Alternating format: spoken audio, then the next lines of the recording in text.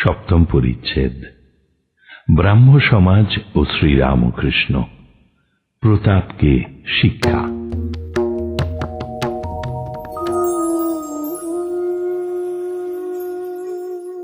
শ্রীরামকৃষ্ণ প্রতাপের প্রতি বলছেন, দেখো, তোমাদের ব্রাহ্ম সমাজের লেকচার শুনলে লোকটার ভাব বেশ বোঝা যায়। এক হরিসভায় আমায় নিয়ে গিয়েছিল। আচার্য হয়েছিলেন একজন পণ্ডিত, তার নাম সামাধ্যায়ী।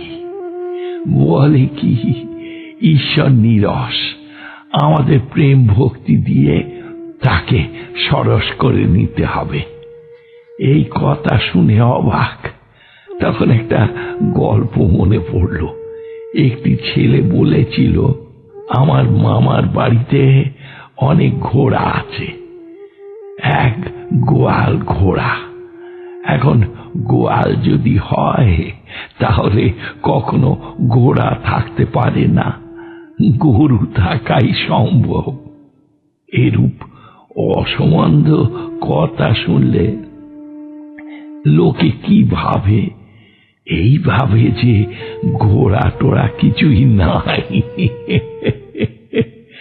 একজন ভক্ত বলছেন, ঘোড়া তো নাই, গরুও নাই। শ্রীরামকৃষ্ণ বললেন, দেখো দেখিনি, হ্যাঁ, যিনি রস স্বরূপ তাকে কিনা বলছে নিরস। এতে এই বোঝা যায় যে ঈশ্বর যে কি জিনিস কখনো অনুভব করে নাই। আমি কর্তা, আমার ঘর, অজ্ঞান জীবনের উদ্দেশ্য ডুব দাও। শ্রীরামকৃষ্ণ প্রতাপকে বলছেন, দেখো, তোমায় বলি, তুমি লেখাপড়া জানো, বুদ্ধিমান, গম্ভীর আত্মা। কেশব আর তুমি ছিলে যেন গৌর নিতাই, দু ভাই। লেকচার দেওয়া, তর্ক ঝগড়া, বাদ বিসম্পাত, এই সব তো অনেক হলো। আর কি এসব তোমার ভালো লাগে? এখন সব মনটা কুড়িয়ে ঈশ্বরের দিকে দাও, ঈশ্বরেতে এখন ঝাঁপ দাও। প্রতাপ বললেন, আজ্ঞা, তার সন্দেহ নাই, তাই করা কর্তব্য। তবে এইসব করা তার নামটা যাতে থাকে। তুই বলেছ বটে, তার নাম রাখবার জন্য সব করছো, কিন্তু কিছুদিন পরে এই ভাবও থাকবে না। একটা গল্প বলি, শোনো। একজন লোকের পাহাড়ের উপর একখানা ঘর ছিল, কুঁড়ে ঘর। অনেক মেহনত করে ঘরখানি করেছিল। কিছুদিন পরে একদিন ভারী ঝড় এলো, কুঁড়ে ঘর টলটল করতে লাগলো। তখন ঘর রক্ষার জন্য সে ভারী চিন্তিত হলো। বললে, হে পবন দেব, দেখো ঘরটি ভেঙো না বাবা। পবন দেব কিন্তু শুনছেন না, ঘর মড়মড় করতে লাগলো। তখন লোকটা একটা ফিকির ঠাওরালে। তার মনে পড়ল যে হনুমান পবনের ছেলে। যাই মনে পড়া অমনি ব্যস্ত হয়ে বলে উঠল, বাবা, ঘর ভেঙো না, হনুমানের ঘর, দোহাই তোমার। ঘর তবু মড়মড় করে, কে বা তার কথা শুনে। অনেকবার হনুমানের ঘর করার পর দেখলে যে কিছুই হলো না। তখন বলতে লাগলো, বাবা, লক্ষণের ঘর, তাতেও কিছু হলো না।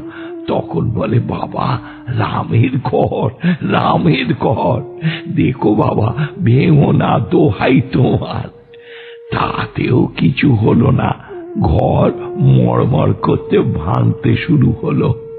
তখন প্রাণ বাঁচাতে হবে। লোকটা ঘর থেকে বেরিয়ে আসার সময় বলছে, যা শালার ঘর, এই বলছে। এবার ঠাকুর প্রতাপের প্রতি বলছেন, কেশবের নাম তোমায় রক্ষা করতে হবে না। যা কিছু হয়েছে জানবে ঈশ্বরের ইচ্ছায়। তাঁর ইচ্ছাতে হলো, আবার তাঁর ইচ্ছাতে যাচ্ছে। তুমি কি করবে? তোমার এখন কর্তব্য যে ঈশ্বরেতে সব মন দাও, তাঁর প্রেমের সাগরে ঝাঁপ দাও। এই কথা বলিয়া ঠাকুর সেই অতুলনীয় কণ্ঠে মধুর গান গাইতে লাগিলেন। ডুব ডুব ডুব রূপ সাগরে আমার মন, ডুব ডুব ডুব রূপ সাগরে আমার মন। তলাতল পাতাল খুঁজলে, তলাতল পাতাল খুঁজলে পাবি রে প্রেম রত্ন ধন। ডুব ডুব ডুব রূপ সাগরে আমার মন। খুঁজ খুঁজ খুঁজ খুঁজলে পাবি হৃদয় মাঝে বৃন্দাবন। খুঁজ খুঁজ খুঁজ খুঁজলে পাবি হৃদয় মাঝে বৃন্দাবন। দীপ দীপ দীপ জ্ঞানের বাতি জ্বলবে হৃদয় অনুক্ষণ। ডুব ডুব ডুব রূপ সাগরে আমার মন। ড্যাং ড্যাং ড্যাং ডাঙায় ডিঙে চালায় আবার সে কোন জন। ড্যাং ড্যাং ড্যাং ডাঙায় ডিঙে চালায় আবার সে কোন জন। কবির বলে শোন শোন শোন, কবির বলে শোন শোন শোন, ভাব গুরুর শ্রীচরণ। ডুব ডুব ডুব রূপ সাগরে আমার মন। তলাতল পাতাল খুঁজলে, তলাতল পাতাল খুঁজলে পাবি রে প্রেম রত্ন ধন। ডুব ডুব ডুব রূপ সাগরে আমার মন। ঠাকুর প্রতাপকে বলছেন, গান শুনলে লেকচার ঝগড়া ও সব তো অনেক হলো, এখন ডুব দাও। আর এই সমুদ্রে ডুব দিলে মরবার ভয় নাই। এই যে অমৃতের সাগর, মনে করো না যে এতে মানুষ বিয়েড হয়। মনে করো না যে বেশি ঈশ্বর ঈশ্বর করলে মানুষ পাগল হয়ে যায়।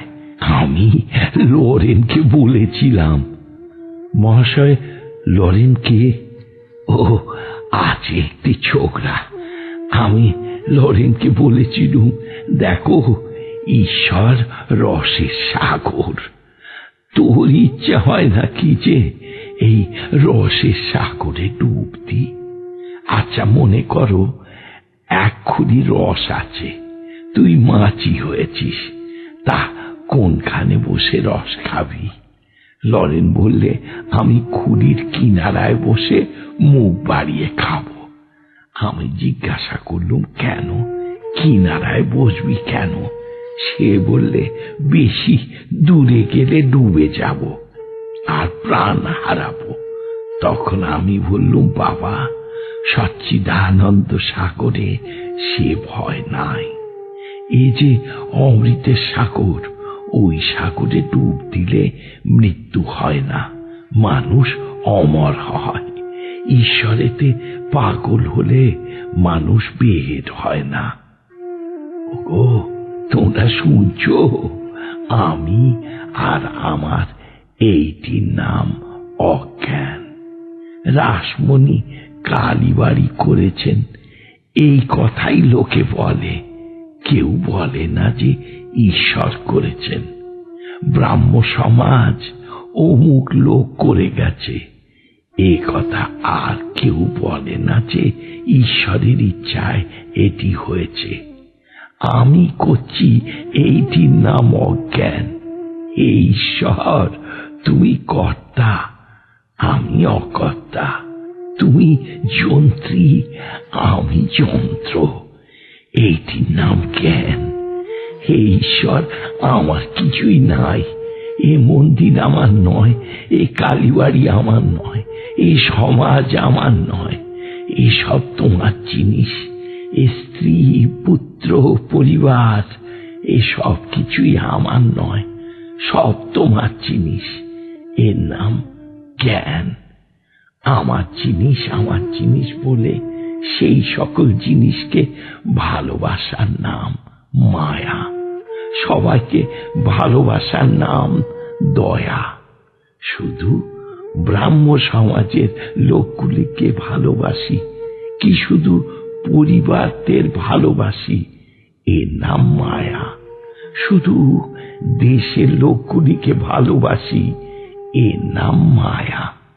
সব দেশের লোককে ভালোবাসা, সব ধর্মের লোকেদের ভালোবাসা, এইটি দয়া থেকে হয়, ভক্তি থেকে হয়। মায়াতে মানুষ বদ্ধ হয়ে যায়, ভগবান থেকে বিমুখ হয়। দয়া থেকে ঈশ্বর লাভ হয়। সুখদেব, নারদ এরা দয়া রেখেছিলেন গো।